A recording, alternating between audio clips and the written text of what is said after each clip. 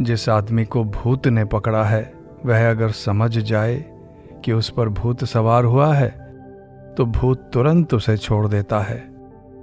इसी प्रकार मायाग्रस्त जीव यदि समझ जाए कि वह मायापाश में बंधा हुआ है तो वह शीघ्र ही उससे मुक्त हो सकता है। जो अपने भावों के राज्य में चोरी धोखेबाजी नहीं करता वही परम धाम को पहुंच सकता है।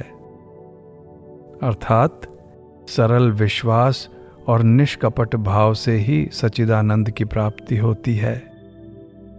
एक ने कहा था, वस्तु का मूल स्वभाव कभी नहीं बदल सकता। इस पर दूसरे ने उत्तर दिया, जब कोयले में आग प्रवेश कर जाती है तब उसका स्वभाव सिद्ध कालापन भी दूर हो जाता है। इसी तरह मन जब ज्ञानाग्नि में जल जाता है तो उसका मूल बंधन कारक स्वभाव नष्ट हो जाता है। मन ही सब कुछ है। मनुष्य मन ही से बद्ध है और मन ही से मुक्त। मन मानो धोबी के यहां से धुलकर आया हुआ सफेद वस्त्र है। उस पर जो रंग चढ़ाओ वही चढ़ जाएगा।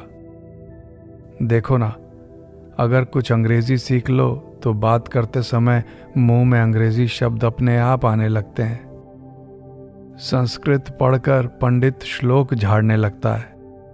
मन को यदि कुसंगति में रखो तो वैसी ही बातचीत, वैसी ही विचारधारा हो जाएगी।